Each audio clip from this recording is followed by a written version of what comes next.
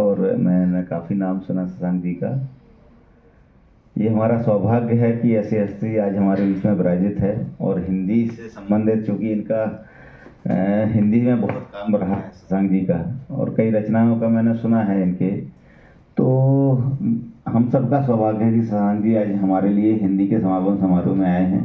आपका बहुत बहुत स्वागत है। धन्यवाद। नमस्कार आदरणीय शशांक सर, आपका बहुत बहुत आभार कि आप इस कार्यक्रम में पधारे। और ये वाकई हमारे लिए बहुत ही गर्व का क्षण है कि हमारे पूर्व उच्च अधिकारी हमारे साथ में हैं और जिन्होंने इतना सब कुछ दूरदर्शन के लिए कंट्रीब्यूट किया है, और साथ में हिंदी भाषा में जो इनकी लेखनी है और इनके जो प्रकाशित रचना है वो सभी आप जानते हैं। मैं फिर से आपका आभार करता हूं कि आप इस कार्यक्रम में आए। इस बार दूरदर्शन भोपाल के लिए हिंदी के हिसाब से, राजभाषा हिंदी के अनुपालन के हिसाब से देखें तो एक बहुत बड़ी उपलब्धि ये मिली। सर ने भी बताया कि जब वो निदेशक थे यहाँ पर तब भी एक राजभाषा, संसदीय राजभाषा का निरीक्षण हुआ था, और आज इस बार भी जुलाई के माह में राजभाषा संसदीय समिति का निरीक्षण हुआ और उसमें हम लोग उत्तीर्ण हुए। तो हालांकि हमारा काम, हमको लग रहा था कि काफ़ी उसमें खामियां थी, पर फिर भी हम लोग उत्तीर्ण हो गए और अब हम लोगों ने काफ़ी उसमें सुधार भी कर लिया है। तो क क्षेत्र होने के कारण वैसे भी हमारे ऊपर बाध्यता है और हमको सारा काम हिंदी में ही करना है। और मुझे हर्ष है कि प्रोग्राम विंग तो अपना सारा काम हिंदी में कर ही रही है, बट अब इंजीनियरिंग, एडमिनिस्ट्रेशन, न्यूज़ और बाकी भी क्लस्टर से रिलेटेड काम भी ज़्यादा से ज़्यादा हिंदी में हो रहे हैं। इसके लिए भी मैं आप सभी का धन्यवाद करता हूं कि आप लोगों ने बहुत ही कम समय में हमारे जितने पत्र द्विभाषी होने चाहिए थे वो आज द्विभाषी हो रहे हैं। रिलीविंग ऑर्डर्स भी हम पहले केवल इंग्लिश में निकालते थे, वो भी हिंदी इंग्लिश में निकल रहे हैं। इंजीनियरिंग साइड में लॉ बुक्स और रजिस्टर्स को भी द्विभाषी कर लिया गया है। तो कुछ वो संसदीय राजभाषा समिति के निरीक्षण का परिणाम समझे, उसकी तैयारियों के चलते और वहाँ पर जो हम लोगों को उन्होंने बताया, तो उसके हिसाब से हम लोगों ने काफ़ी कुछ, मतलब अब ये कह सकते हैं कि हमारा 95% काम हिंदी में हो रहा है। अब बिल्कुल ही एक आध पत्र कोई इंग्लिश में जा रहा होगा तो जा रहा है, अदरवाइज़ तो हम मतलब कॉन्शियसली इस चीज़ को कर रहे हैं कि हम सारे पत्र हिंदी में भेजें। नोटिंग मेरे स्तर पे जितनी होती है 100% नोटिंग मैं हिंदी में कर रहा हूँ, और सभी मेरे साथ में जो अधिकारीगण हैं वो भी हिंदी में कार्य कर रहे हैं। तो ये बहुत बड़ी उपलब्धि रही केंद्र के लिए। इसके साथ में चूँकि 2022 से भोपाल दूरदर्शन को क्लस्टर का स्वरूप दे दिया गया है, तो इंदौर और ग्वालियर भी अब भोपाल दूरदर्शन के अंडर में ही आते हैं। तो इंदौर का भी निरीक्षण हुआ और वहाँ भी हम उत्तीर्ण हुए, और जल्दी मुझे सूचना मिली है कि अब ग्वालियर केंद्र का भी वो होने वाला है, राजभाषा समिति के द्वारा निरीक्षण होने वाला है, तो उसके लिए भी हमको तैयारी करनी पड़ेगी।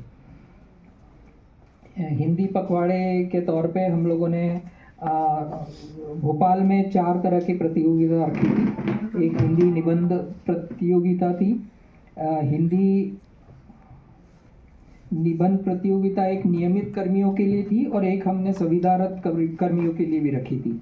एक चित्र आधारित गद्य पद्य लेखन था, और एक हिंदी सुलेख तथा शुद्ध लेखन, और एक तात्कालिक भाषण।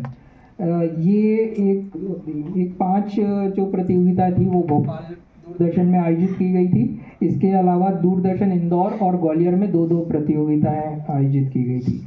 क्योंकि अब सर एडमिनिस्ट्रेशन का काम सब सेंट्रली हो गया है, तो हमने यहीं से सबको जो भी अप्रूवल है, और जहाँ स्टाफ संख्या भी काफ़ी कम है, अब इंदौर में मेरे ख्याल से 18 के आसपास केवल स्टाफ बचा है, और सिमिलरली ग्वालियर में भी इसी 15 से 18 लोग हैं। तो उनकी संख्या को देखते हुए और वहाँ का जो रिसोर्स है उसको देखते हुए वहाँ 2-2 प्रतियोगिताएं आयोजित की गई थी, और 5 प्रतियोगिताएं हमने भोपाल में आयोजित की थी। और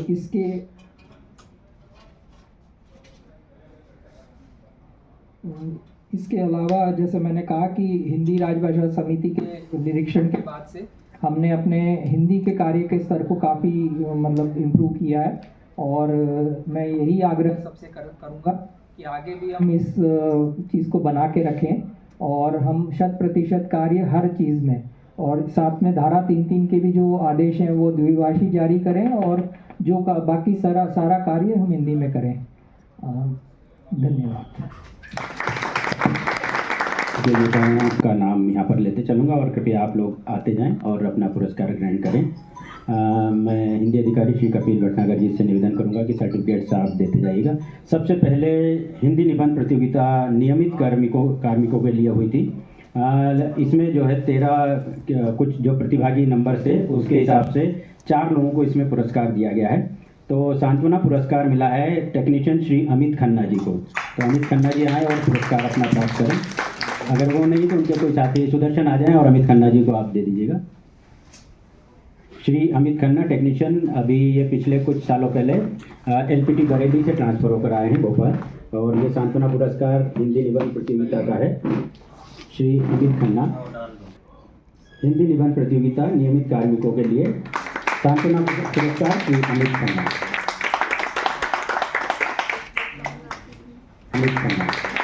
तीसरा पुरस्कार श्री मुकेश शर्मा जी को दिया गया है। श्री मुकेश शर्मा, आप जानते हैं फैक्ट के पद पर आप कार्यरत हैं और नाटकों में आपका बड़ा अच्छा योगदान रहा नाटक के प्रोडक्शन में भोपाल में।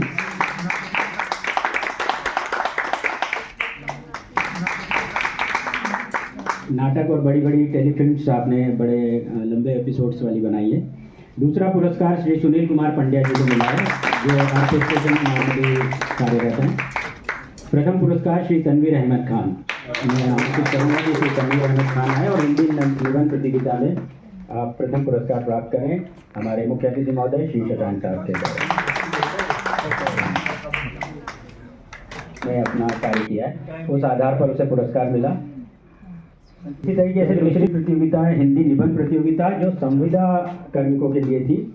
उसमें जो तय किया गया कमेटी द्वारा, उसमें 3 पुरस्कार दिए गए हैं। क्योंकि प्रतिभागियों की संख्या कम थी अतः पुरस्कार केवल 3 ही दिए गए हैं। तो तीसरा पुरस्कार श्री निलय पाराशर को मैं आमंत्रित करूँगा, वे आएँ और अपना पुरस्कार प्राप्त करें। हमारे मुख्य अतिथि महोदय श्री शशांक साहब से निलय पाराशर, आप न्यूज़ सेक्शन में कार्यरत हैं। दूसरा पुरस्कार प्राप्त किया है सुश्री नेहा ठाकुर। नेहा ठाकुर आएँ और अपना पुरस्कार प्राप्त करें। आप एडमिन विंग में हमारे यहाँ पर कार्यरत हैं और शशांक साहब के कार्यक्रम के आप सम्मान ग्रहण करें। प्रथम पुरस्कार प्राप्त किया है श्री अभिषेक कुमार द्विवेदी ने। आप आएँ और अपना प्रथम पुरस्कार हिंदी निबंध प्रतियोगिता का संविदा कार्मिकों के लिए जो था, आप अभिषेक जी न्यूज़ में कार्यरत हैं,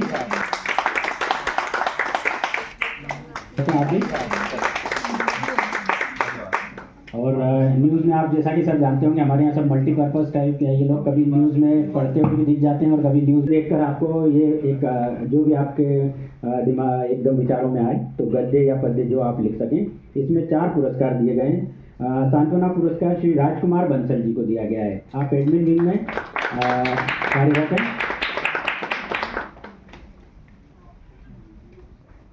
आप क्लर्क की पोस्ट पर श्री राजकुमार बंसल साहब।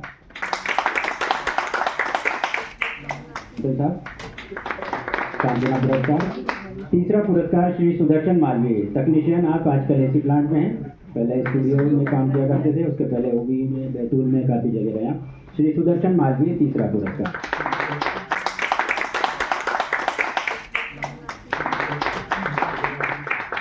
चित्र आधारित गद्य एवं पद्य लेखन प्रतियोगिता में ही दूसरा पुरस्कार श्री सुनील कुमार पंड्या, जो स्टेशन में आजकल।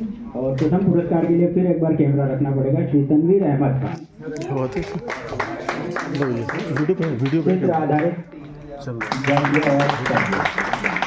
जिंदगी के ऊपर रेल में उन्होंने बैठकर किसी बच्चे को देखकर कविता लिखी थी। उसके बाद ही थोड़ी बहुत हमको भी ऐसा लगा कि कविताएं लिखना चाहिए, तो वो कविता आपकी मुझे अभी भी याद है। सुलेख एवं शुद्ध लेखन प्रतियोगिता MTS एवं हेल्पर्स के लिए थी, और इसमें भी 3 पुरस्कार ही केवल कमेटी द्वारा मान्य किए गए। तीसरा पुरस्कार श्री राम विलास, जो हेल्पर हैं। दूसरा पुरस्कार श्री सुजीत कुमार, और प्रथम पुरस्कार श्री सुभाष चंद्र पटेल। आप भी स्टूडियो में, तो सुभाष चंद्र पटेल प्रथम पुरस्कार हिंदी सुलेख तथा शुद्ध लेखन प्रतियोगिता। ये MTS और हेल्पर्स के लिए थी। आप श्री सुभाष चंद्र पटेल सिरोंज से सर अभी ट्रांसफर आए। इसके बाद तात्कालिक भाषण प्रतियोगिता नियमित कार्मिकों के लिए थी और इसमें भी 3 पुरस्कार ही कमेटी के द्वारा अनुशंसित हैं। तीसरा पुरस्कार है श्री दिनेश कुमार चंदेलकर साहब। हमारे चंदेलकर साहब आजकल क्लस्टर का कार्य देख रहे हैं और इनके कार्य को देखते हुए बहुत से लोग वैसे ही रिटायरमेंट ले रहे हैं कि गलती से भी कर लिया। दूसरा पुरस्कार हमारे विख्यात कैमरामैन श्री नवीन कुमार पॉल को मैं आमंत्रित करता हूं कि अभी मुंबई से आप ट्रांसफर होकर आए श्री नवीन पॉल और अपने कैमरा वर्क के लिए जाने जाते हैं पूरे इंडिया में। और प्रथम पुरस्कार के लिए फिर से मैं हमारे साथी श्री राजकुमार बंसल जी को आमंत्रित करना चाहूँगा कि आप आएँ और तात्कालिक भाषण प्रतियोगिता में आपका जो परफॉर्मेंस रहा उसके आधार पर आप प्रथम पुरस्कार प्राप्त करें। श्री राजकुमार बंसल।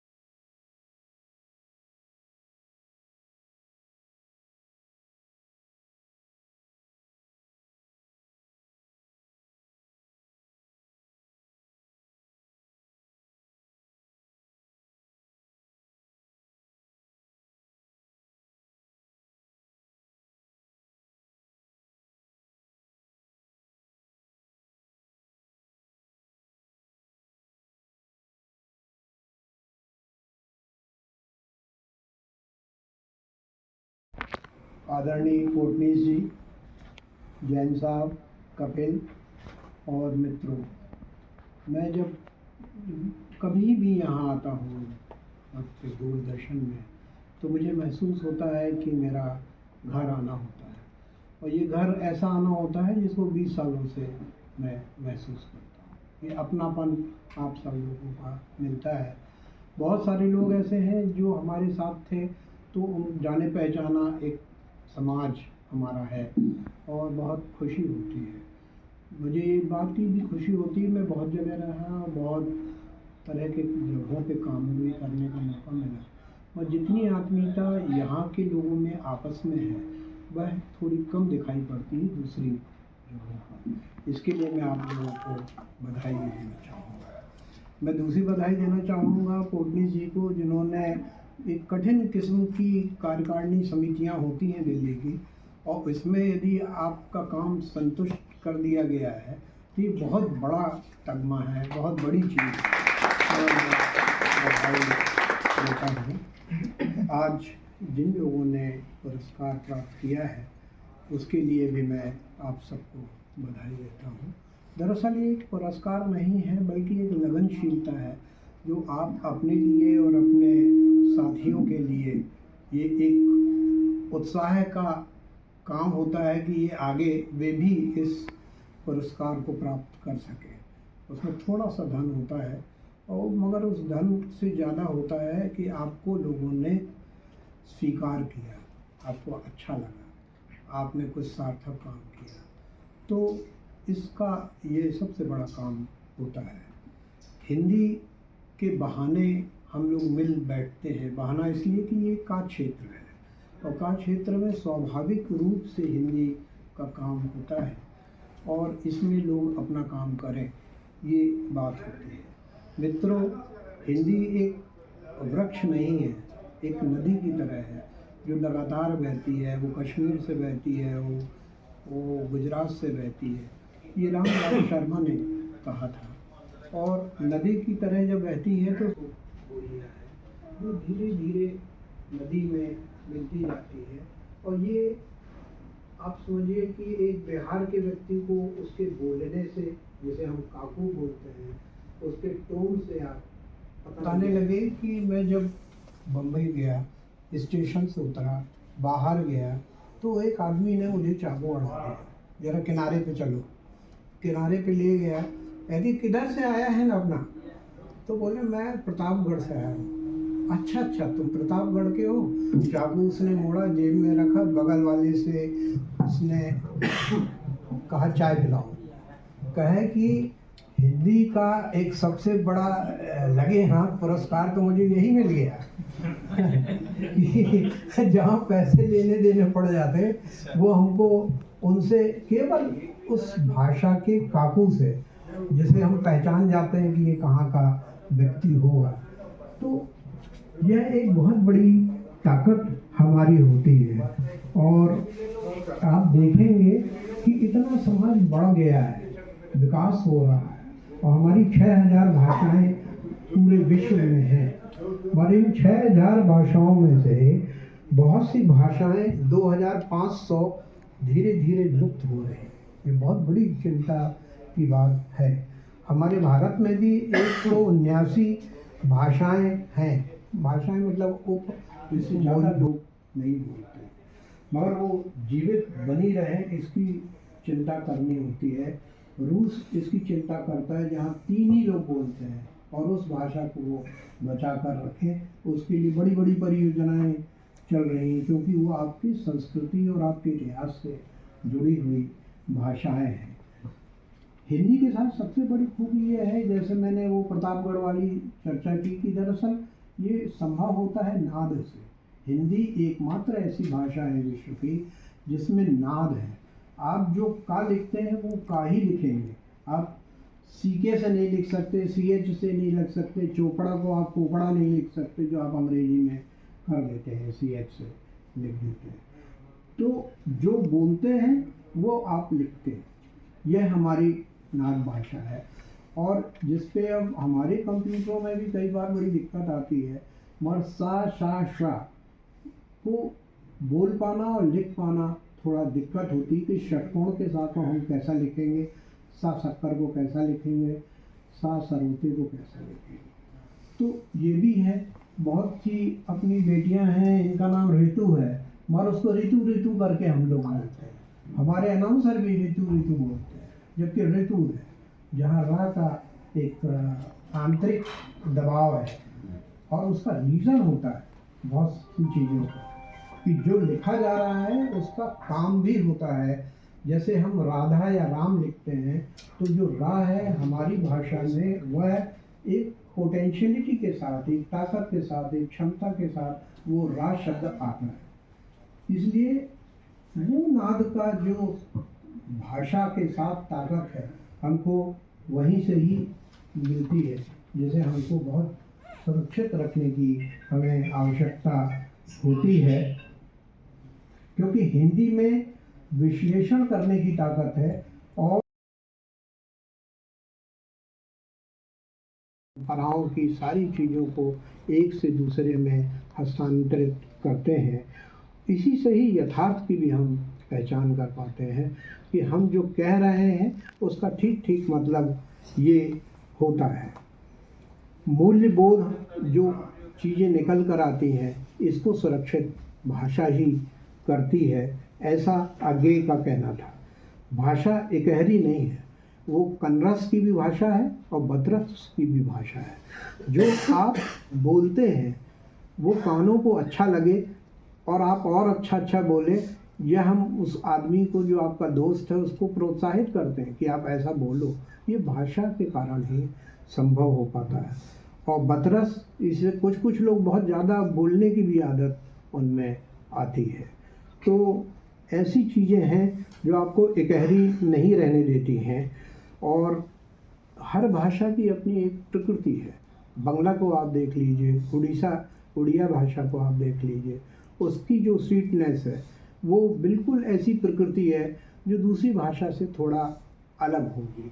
हरियाणा से या गुजरात से उसका फ़र्क आप महसूस कर सकते हैं। जो भी छोटे मोटे हमारे प्रोग्राम्स होते थे उसमें जब आपका उद्बोधन होता था तो हम सब के लिए वाकई वो एक नई ऊर्जा का स्रोत होता था। और बहुत सारी ऐसी बातें सुनने को समझने को मिलती थी कि जो साहित्य से हम लोग सामान्य रूप से शायद उतना नहीं जुड़ पाते, लेकिन शशांक साहब की जो कहने की और ख़ासकर उनकी जो लेखनी है उसमें कई सारे ऐसे उद्धरण आते हैं और कई सारी ऐसी बातें आती हैं जो हमारे को नया एक रास्ता दिखाती हैं। बहुत बहुत आभार, आप हमारे बीच आए। और चूँकि ये एक औपचारिक कार्यक्रम था और निश्चित रूप से समापन हम धन्यवाद प्रस्ताव या आभार प्रदर्शन के साथ करते हैं। तो इस पूरे कार्यक्रम, इस हिंदी पखवाड़ा को जिन्होंने बहुत ही अच्छे तरीके से संपादन किया और इसको पूरा किया, हमारे यहाँ दूरदर्शन केंद्र भोपाल के हिंदी अधिकारी श्री कपिल भटनागर जी को मैं आमंत्रित करूंगा और एक बार आप सबसे निवेदन करूंगा कि ज़ोरदार तालियों से उनका स्वागत करें। श्री कपिल भटनागर जिन्होंने पहली बार ये उन्हें मिला है कार्य और उसको बहुत धन्यवाद संजय जी। मैं आभार व्यक्त करने के लिए यहाँ पे उपस्थित हूँ। नमस्कार। मैं सबसे पहले प्रणाम करूँगा कार्यक्रम के मुख्य अतिथि श्री शशांक सर जी का, कार्यालय प्रमुख उप महानिदेशक अभियांत्रिकी श्री आशीष पोतनी सर जी का, उप निदेशक अभियांत्रिकी श्री अरुण कुमार जैन सर का, सभी अधिकारी एवं साथी कर्मचारियों को। हिंदी पखवाड़े के आयोजन करने में मुझे मिले सहयोग के लिए मैं सर्वप्रथम कार्यालय प्रमुख श्री आशीष पोतनी सर का आभार व्यक्त करता हूँ, जिन्होंने बिंदुवार विषय व निर्देशन एवं सहयोग से हिंदी के पखवाड़े का आयोजन संभव हो पाया। मैं आभार व्यक्त करूँगा श्री संजय गुप्ता जी का, जिनने समय समय पर मुझे सहयोग दिया और मार्गदर्शन दिया। मैं विशेष रूप से आभार व्यक्त करना चाहूँगा श्रीमती नीलेश रघुवंशी जी का, जिनके सहयोग से प्रतियोगिताओं के विषय विशेषज्ञों तक पहुँचना बहुत ही सुगम हो पाया और कुछ स्थितियाँ ऐसी भी निर्मित हुई कि जिसमें रिज़ल्ट में हमें दिक्कत आई और नीलेश जी ने उसको बिल्कुल समय पे कार्यान्वित करवाया। मैं आभार व्यक्त करूंगा श्री पीके मोहंती जी का, उप निदेशक समाचार का, जिनके सहयोग से निबंध एवं तत्कालिक भाषण के विषयों को हमने उनसे प्राप्त किया। मैं आभार व्यक्त करना चाहूँगा श्री आरपी जोशी जी का, जो प्रतियोगिता में पर्यवेक्षक के रूप में जिनने कार्य किया और हमें सहयोग दिया।